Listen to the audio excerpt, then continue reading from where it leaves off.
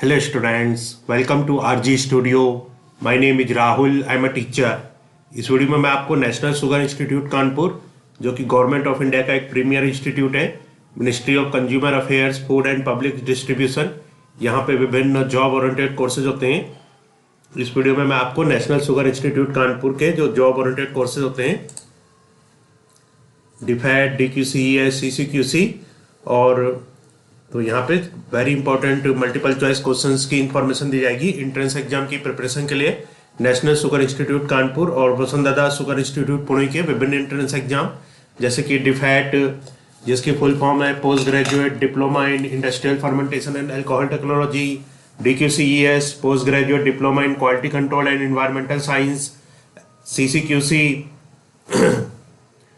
तो certificate course in quality control, और अन्य सभी कोर्सेज जिसमें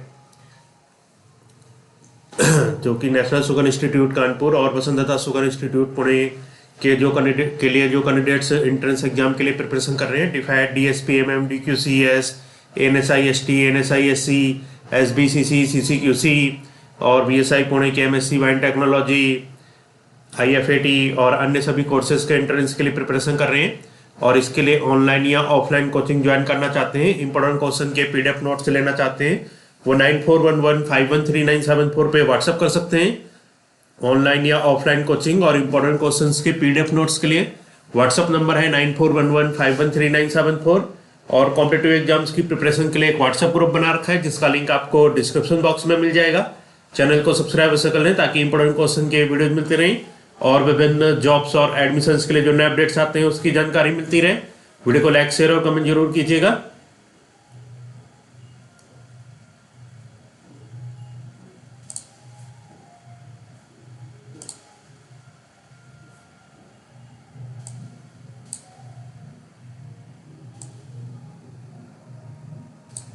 तो यहाँ पे पहला क्वेश्चन है, एल्काइन का सामान्य सूत्र होता है।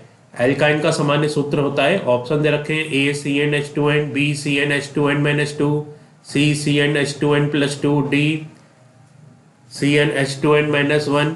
इसका करेक्ट आंसर है CnH2n-2। तो एल्काइन का सामान्य सूत्र होता है CnH2n-2।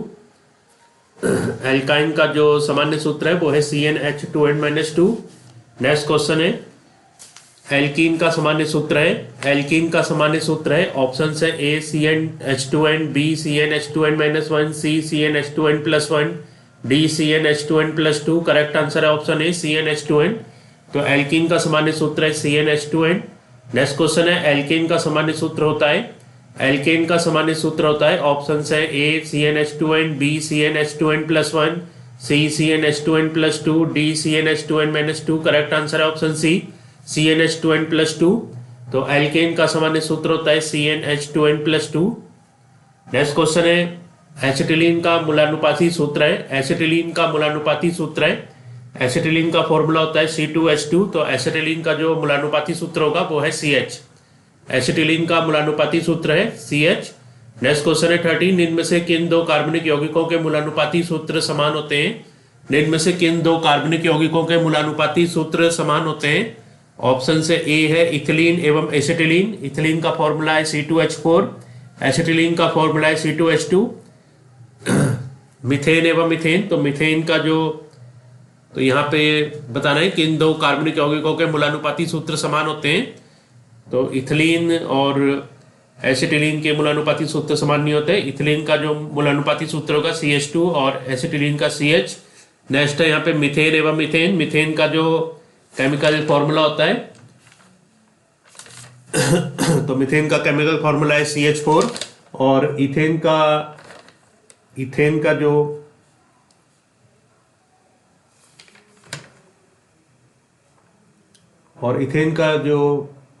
केमिकल फॉर्मूला है C2H6। तो यहाँ पे मीथेन का जो मूलानुपाती सूत्र होगा ये CH4 और इथेन का CH3।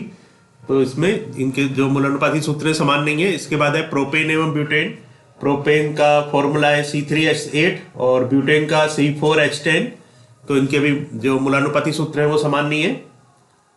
और नेक्स्ट है एसिटिलीन एवं बेंजीन। एसिटिलीन का फॉर्मूला है C2H2 और बेंजीन का फॉर्मूला है C6H6। तो एसिटिलीन ओवर बेंजीन, दोनों के जो एसिटिलीन का जो मूलानुपाती सूत्र होगा CH और बेंजीन का मूलानुपाती सूत्र होगा CH।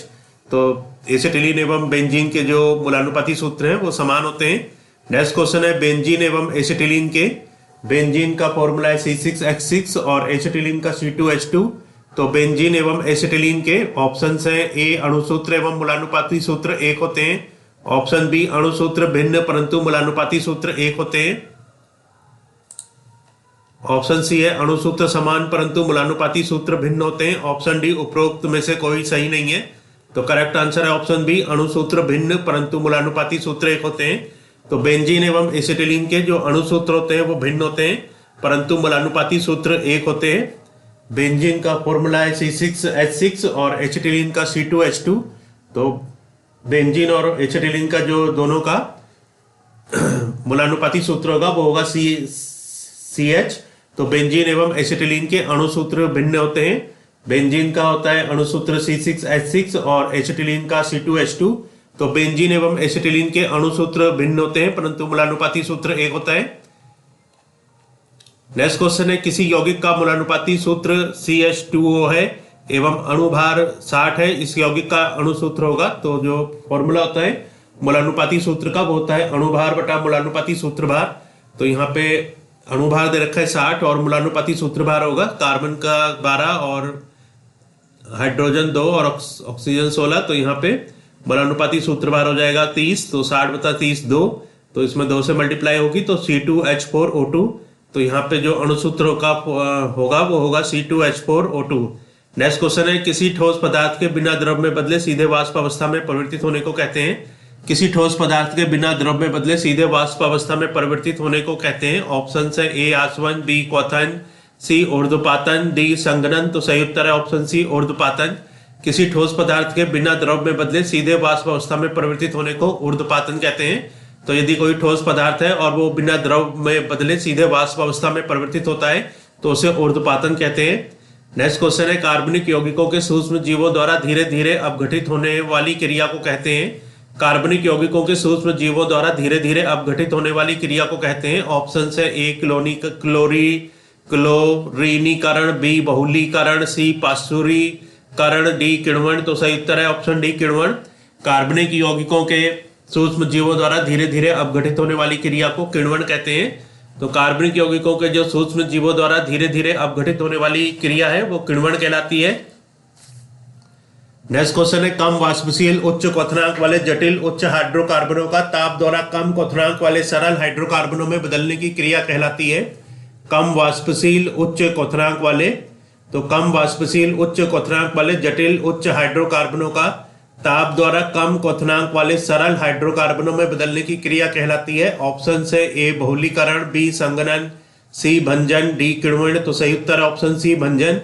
कम वाष्पशील उच्च क्वथनांक वाले जटिल उच्च हाइड्रोकार्बनों का ताप द्वारा कम क्वथनांक वाले सरल हाइड्रोकार्बनों में बदलने की क्रिया भंजन क्रिया कहलाती है। नेक्स्ट क्वेश्चन है ठोस कपूर कैम्फर को वाष्प बनने की क्रिया को कहते हैं। ठोस कपूर कैम्फर को वाष्प बनने की क्रिया को कहते हैं। ऑप्शन है वाष्पीकरण, हिमीकरण, पिघलना, ऊर्ध्वपातन। तो सही उत्तर है ऑप्शन डी ऊर्ध्वपातन। ठोस कपूर कैम्फर को वाष्प बनने की क्रिया को ऊर्ध्वपातन कहते हैं। तो जो ठोस कपूर है कैम्फर, उस ठोस कपूर कैम्फर से वाष्प बनने की जो क्रिया है उसको ऊर्ध्वपातन कहा जाता है। नेक्स्ट क्वेश्चन है दूध को दही के रूप में खट्टा करना, इसका एक उदाहरण है। दूध को दही के रूप में खट्टा करना इसका एक उदाहरण है। ऑप्शन है ए साबुनीकरण, बी पूयन, सी किण्वन, डी एस्टिरीकरण। सही उत्तर ऑप्शन सी किण्वन। दूध को दही के रूप में खट्टा करना किण्वन का एक उदाहरण है। तो दूध को जब दही के रूप में खट्टा करते हैं तो यह एक किण्वन का उदाहरण होता है। दूध को दही के रूप में खट्टा करना किण्वन का एक उदाहरण होता है। नेक्स्ट क्वेश्चन है किण्वन फर्मेंटेशन का उदाहरण है।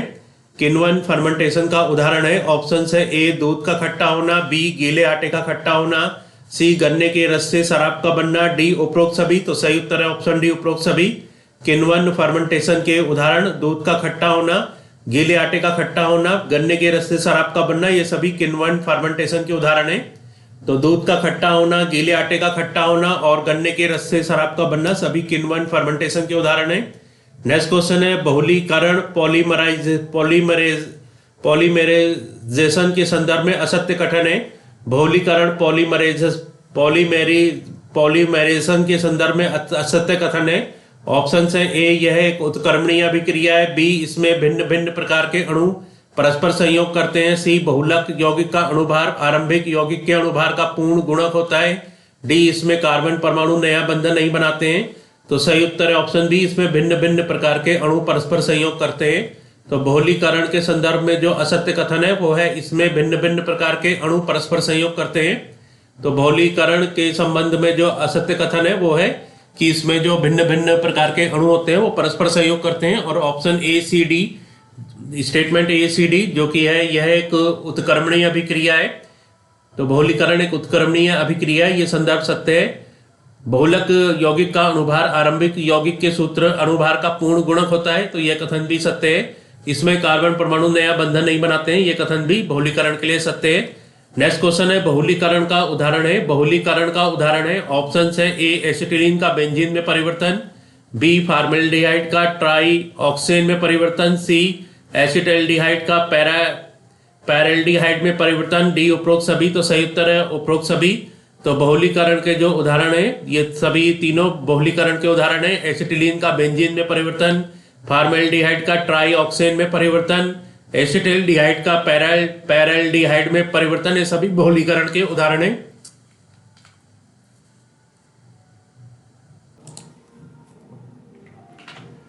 नेक्स्ट क्वेश्चन है एथिलीन से पॉलीएथिलीन का बनना किस प्रकार की अभिक्रिया है।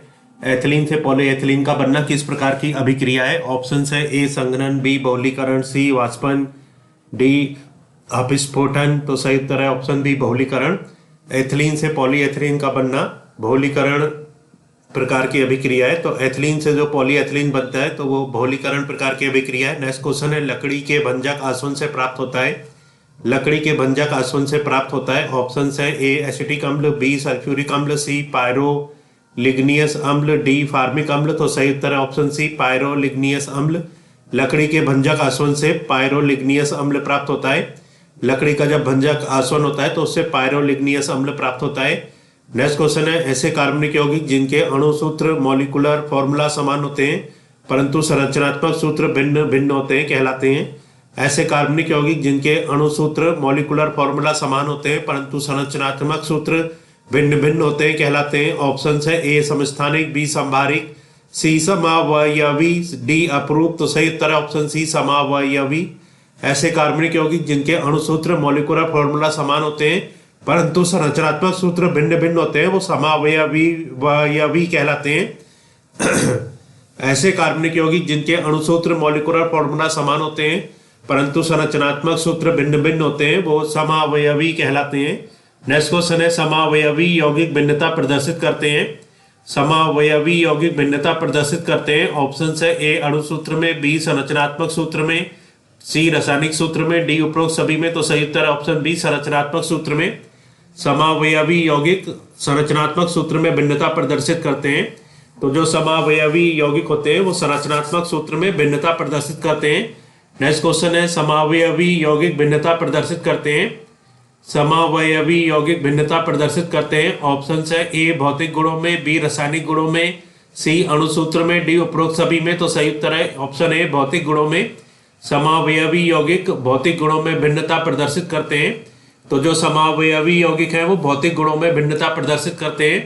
नेक्स्ट क्वेश्चन है निम्नलिखित में कौन समावयता प्रदर्शित करता है।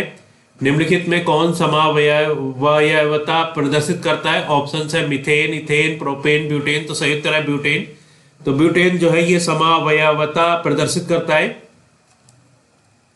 नेक्स्ट क्वेश्चन है नॉर्मल ब्यूटेन और आइसोब्यूटेन है। नॉर्मल ब्यूटेन और आइसोब्यूटेन है। ऑप्शन है A, optical isomer. B, chain isomer. C, position isomer. D, functional isomer. तो सही उत्तर option B, chain isomer. Normal butane और आइसोब्यूटेन चेन आइसोमर है। नॉर्मल ब्यूटेन और आइसोब्यूटेन चेन आइसोमर होते हैं। नेक्स्ट क्वेश्चन है पेट्रोल जिसे मोटर गाड़ी के ईंधन के रूप में प्रयुक्त किया जाता है किसका मिश्रण है। पेट्रोल जिसे मोटर गाड़ी के ईंधन के रूप में प्रयुक्त किया जाता है किसका मिश्रण है। ऑप्शन है ए, अल्कोहल का। बी, कार्बोहाइड्रेट्स का। सी, हाइड्रोकार्बन का। डी, हाइड्रोकार्बन व अल्कोहल। तो सही उत्तर है ऑप्शन सी, हाइड्रोकार्बन का। पेट्रोल जिसे मोटर गाड़ी के ईंधन के रूप में प्रयुक्त किया जाता है वह हाइड्रोकार्बन का मिश्रण है। तो पेट्रोल जिसे मोटर गाड़ी के ईंधन के रूप में प्रयुक्त किया जाता है वह हाइड्रोकार्बन का मिश्रण होता है। नेक्स्ट क्वेश्चन है, पेट्रोलियम के विभिन्न अवयव किस विधि द्वारा अलग किए जाते हैं? पेट्रोलियम के विभिन्न अवयव किस विधि द्वारा अलग किए जाते हैं? ऑप्शन है ए भंजक आसवन विधि द्वारा, बी साधारण आसवन विधि द्वारा, सी प्रभाजी आसवन विधि द्वारा, डी निर्वात आसवन विधि द्वारा। तो सही उत्तर है प्रभाजी आसवन विधि द्वारा। पेट्रोलियम के विभिन्न अवयव प्रभाजी आसवन विधि द्वारा अलग किए जाते हैं। तो पेट्रोलियम के जो विभिन्न अवयव होते हैं वो प्रभाजी आसवन विधि द्वारा अलग किए जाते हैं। नेक्स्ट क्वेश्चन है, जब पेट्रोलियम को गर्म किया जाता है तो सर्वाधिक मात्रा में निकलने वाली वाष्प होती है? जब पेट्रोलियम को गर्म किया जाता है तो सर्वाधिक मात्रा में निकलने वाली वाष्प होती है। ऑप्शन है ए केरोसिन, बी साइमोसिन, सी वैसलीन, डी पेट्रोलियम ईथर। तो सही उत्तर है ऑप्शन डी पेट्रोलियम ईथर। जब पेट्रोलियम को गर्म किया जाता है तो सर्वाधिक मात्रा में निकलने वाली वाष्प पेट्रोलियम ईथर होती है। तो जब पेट्रोलियम को गर्म किया जाता है तो सर्वाधिक सबसे ज्यादा मात्रा में जो निकलने वाली वाष्प होती है वो पेट्रोलियम ईथर होती है। तो इस वीडियो में इंफॉर्मेशन दी गई है very important multiple choice questions की, जो कि नेशनल शुगर इंस्टीट्यूट कानपुर और वसुंधरा शुगर इंस्टीट्यूट पुणे के विभिन्न एंट्रेंस एग्जाम डिफाइड DQCA, CCQC और अन्य सभी कोर्सेज के लिए बहुत अधिक यूजफुल है। और जो कैंडिडेट्स NSI कानपुर और BSI पुणे के विभिन्न एंट्रेंस एग्जाम के लिए प्रिपरेशन कर रहे हैं और इसके लिए ऑनलाइन या ऑफलाइन कोचिंग और इंपॉर्टेंट क्वेश्चंस के PDF नोट्स लेना चाहते हैं वो 9411513974 पे व्हाट्सएप कर सकते हैं। Thanks for watching this video.